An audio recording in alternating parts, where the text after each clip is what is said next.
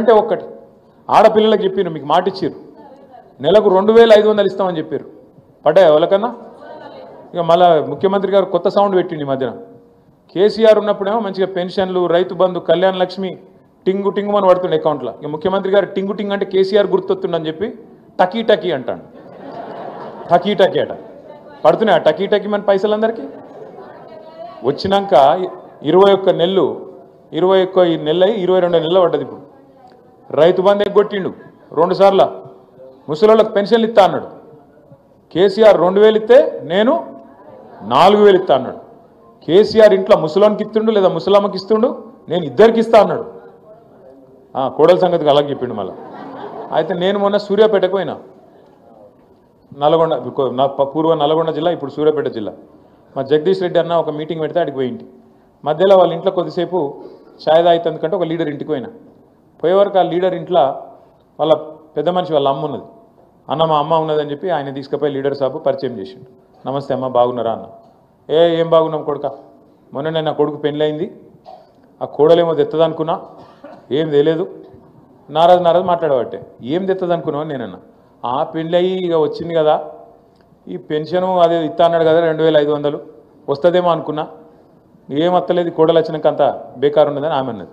అగో ఇది ఎక్కడి కథ అని నేనని ఆ కోడలు ఉండే పక్కకు ఆమెను పిలిచిన. ఏం సంగతి అమ్మా అంటే, మా అత్త కూడా 4000 పెన్షన్ వస్తుంది అనుకున్నా నేను కూడా. వచ్చినాయా? రేవంత్ రెడ్డి అనేటువంటి ఏం చేసిందంటే అత్త కోడల పంచాయతీ కూడా పెట్టిండు కొత్తగా.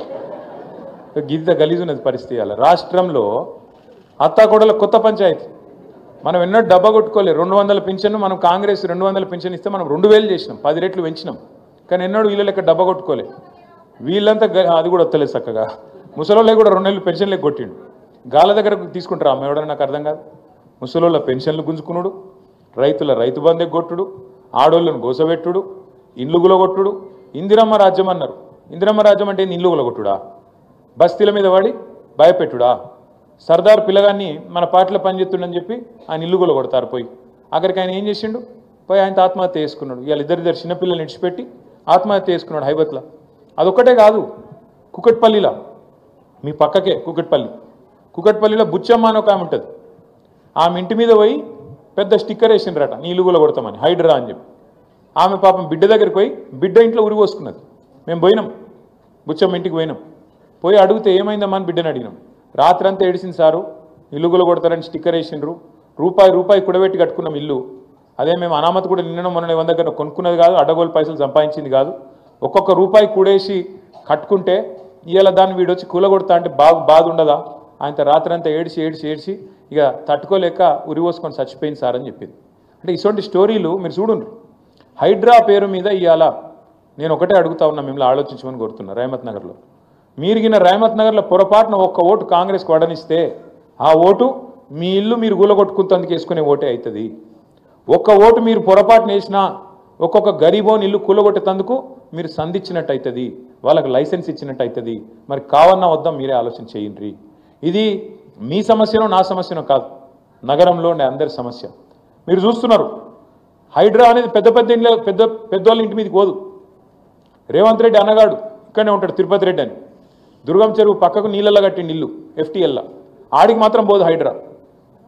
ఎందుకు? ముఖ్యమంత్రి అన్న కదా, పోతే ఉద్యోగం పోతుంది కదా, ఆడికి పోదు. ఆడికి పోతుంది, రహమత్ నగర్ పోతుంది, బోరబండ పోతుంది, యూసఫ్గూడ పోతుంది, షేక్పేట పోతుంది, ఎర్రగడ్డ పోతుంది.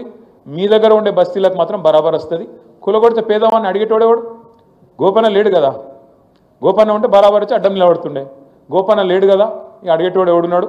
మేము చూసుకుంటాం, జూబ్లీస్ దున్ని పారేస్తాం అనే దాంతో పైసలు కొడతాం, అవసరమైతే ఆఖరికి ఓటుకింత కొడితే గరీబ్ గాళ్ళు మాకే అయిపోతే ఎవరికెత్తారు అనే ధైర్యము ఇవాళ కాంగ్రెస్ వాళ్ళు ఆ ధీమాతో ఉన్నారు.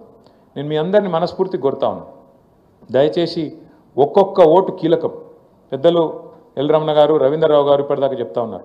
మనమందరం కూడా కేసీఆర్ గారి గులాబీ సైనికులం. మీ రహమత్ నగర్ డివిజన్లో చాలా బస్తీలు ఉన్నాయి, చాలా వాడకట్లు ఉన్నాయి. నేను ఇవాళ ఒక సర్వే రిపోర్ట్ కూడా నా దగ్గరికి వచ్చింది. నేను మీ రవీంద్రరావు గారికి, మీ వినయ్ భాస్కర్ గారికి ఇస్తా.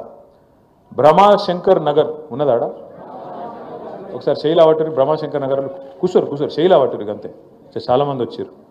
బ్రహ్మాశంకర్ నగర్లో మన పరిస్థితి మంచిగున్నది.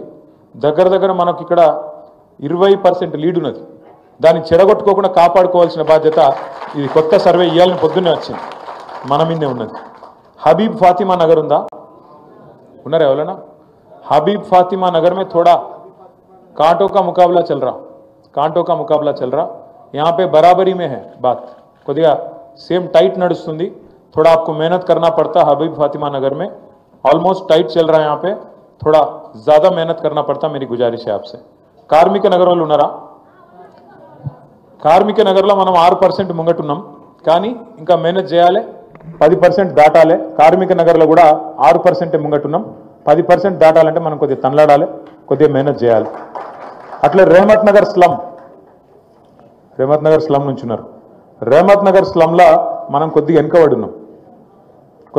ఉన్నాం ఏ కారణం నాకు తెలియదు కొద్దిగా వెనకబడి ఉన్నాం జర ముంగట్టుకోవాలంటే सब लोग दिल लगा के मेहनत करना थोड़ा काम करना कस के काम करना दिल पे लेके काम करना आप सबसे गुजारिश है తర్వాత సంజయ్ నగర్ వడ్డెర బస్తీ ఉందా వడ్డెర బస్తీలు ఉన్నారా సంజయ్ నగర్ అచ్చా కొంతమంది ఉన్నారు ఇక్కడ మరి ఏదో ప్రాబ్లం ఉంది ఇన్ఛార్జ్ గారు ఇక్కడ కొద్దిగా వెనకబడే ఉన్నాం ఇక్కడ కూడా ఎస్పీఆర్ హిల్స్ వాళ్ళు ఉన్నారా ఎస్పీఆర్ హిల్స్ లో వాళ్ళు బాగానే మంది ఉన్నారు ఎస్పీఆర్ హిల్స్ లో మంచిగా ఉంది దగ్గర మీరు 23-24% ముంగటున్నారు కానీ దీన్ని చెడగొట్టుకోవద్దు నాకు యాదికున్నది గోపన్న మీ దగ్గర ఆ జాగా కాపాడిండు అదే కదా మీదే కదా నేను కూడా వచ్చినాడు క్రిస్మస్ అప్పుడు దయచేసి నేను కోరుతున్నా మీకోసం చాలా చేసిండు గోపీనాథ్ అన్న ఎవరిని చూడనియదు 23 ఉన్నది 25 కావాలి తప్ప ఒక్కొక్కటి తగ్గదు 23% మీరు ముంగటున్నారు శ్రీరామ్ నగర్ వాళ్ళు ఉన్నారా శ్రీరామ్ నగర్ మీ దగ్గర కూడా 17% ముంగటున్నాం మీరు లగాయించుకొట్టారు సపట్లు తర్వాత వికలాంగుల కాలనీ ఉందా వికలాంగుల కాలనీలో పరిస్థితి బాగాలేదు ये तक्कू मंदी गंदे तक्कू विकलांग कॉलोनी में अच्छा नहीं है हालत अच्छा नहीं है जर्रा बाकी लोग जो दूसरे बस्ती से है आपको थोड़ा कंसंट्रेशन करना पड़ता विकलांग कॉलोनी पे विकलांग कॉलोनी एसपीआर हिल्स इंकोटी इड मल्ल बागुंदी विकलांग कॉलोनी एसपीआर हिल्स అని ఒకటి అలాగున్నట్టుంది అక్కడ మంచిగా ఉంది ఇక్కడ దగ్గర 35% లీడ్ ఉంది వినాయక్ నగర్ లో ఉన్నారా వినాయక్ నగర్ లో కూడా 5% లీడ్ ఉంది కానీ బయట ఆడ ఇంకో దగ్గర 30% ఉంది మీకు ఆడ 5 ఉంది మరి పెరగాలి బాగా పెరగాలి వడ్డెర బస్తీలు ఉన్నారా వడ్డెర బస్తీల సమస్య ఉంది మనం ఎన్నుకున్నాం ఇది నేను ఇస్తా ఆడునో జగన్ భాయ్ సిగ్గు పడుతున్నావు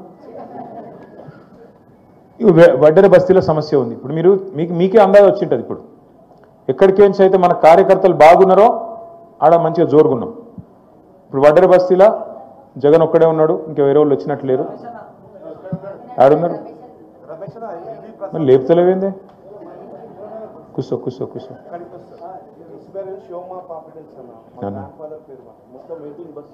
अच्छा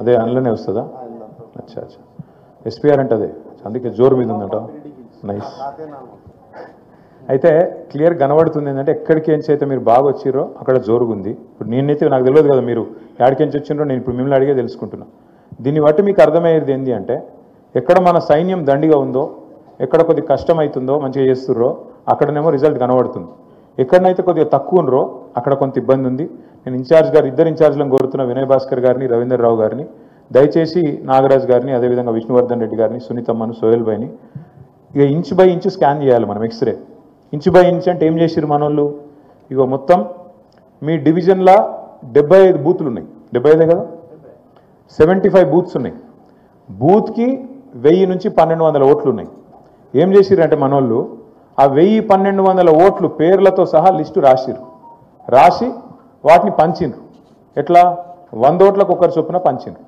పంచి ఏంటంటే 15 మంది బూత్కు పెట్టిండ్రు ఇన్ఛార్జీలు ఇప్పుడు మన పని ఏంది ఇవాళ 10 తారీఖు 17 తారీఖు దాకా అంటే వచ్చే వారం ఈ టైం దాకా మీకు టైం ఉన్నది ఎక్కడైనా దొంగ ఓట్లు ఉంటే వాటిని తీసేయించవచ్చు దొంగ ఓట్లు అంటే ఇవి బయటికి చెప్పేది కాదు లంగలు కాంగ్రెస్లో చెప్తారు మనం ఏం చేయమట్లా లంగ పని దబ్బన ఎక్కడన్నా మనోళ్ళ ఓటు పోతే రాయించాలి ఎక్కడన్నా మనోళ్ళ ఇండ్లలోకి పోయి చూసుకొని 100 ఓట్లకు ఇంట్లో వీళ్ళు ఉన్నారా లేదా చూసుకోవాలి ఎక్కడన్నా ఏమైనా కింద మీద ఉంటే దాన్ని కరెక్షన్ చేసుకోవాలి అట్లాగే ఎక్కడైనా లేని ఓట్లు వాళ్ళు ఏమైనా లంగా రాయించారు అనుకో కంపల్సరీ తీసేయించాలి ఎందుకంటే మీకు ఎరికే మనోడెవడో మందోడెవడో మీకు ఎరికే మాకు తెలియకపోవచ్చు ఇక్కడ కూర్చుంటే, కానీ మీరు బస్తీలో మీకు ఎవరు మనకి వేస్తారు బరాబర్, ఎవరు వేయరు, మీకు మాకంటే ఎక్కువ మీకు తెలుస్తుంది. జర్ర మీరు మనసు పెడితే వారం రోజుల లోపలనే 17 తారీఖు లోపలనే సగం యుద్ధం మీరు గెలిచినట్టే. కరెక్ట్గా పనిచేస్తే సగం యుద్ధం ఇప్పుడే గెలిచినట్టు మీరు గట్టిగా మనసు పెడితే. జర ఇదేదో రొటీన్ పని అనుకోకుండ్రి. ఇంటింటికి పోవాలి, కూర్చోవాలి, ముచ్చట పెట్టాలి. మన వాళ్ళకి అలవాటు ఏముంటుంది అంటే ఇట్లా ఒక పాంప్లెట్ పట్టుకుంటారు, పట్టుకొని ఇట్లా పోకుండా ఇట్లా ఇళ్ళకి వేసి వెళ్ళిపోతారు అంతే. ఇట్లా వేసి ఇళ్ళకి వెళ్ళి ఆడెవరైనా తల పెట్టుకున్నాకో ఆ త్వరలోకి వెళ్ళి కిందికి ఇట్లా నూకుతారు, లోపలికి నూకి అవతల పడతారు.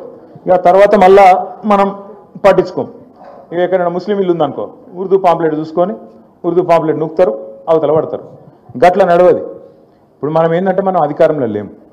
అవతలోడు అన్న బ్రహ్మణన్న చెప్తున్నాడు 17 ఆఖరి డేట్, కానీ 14th నాడే పరిశీలన ఉంది. అంటే మనం ఆదివారం లోపలనే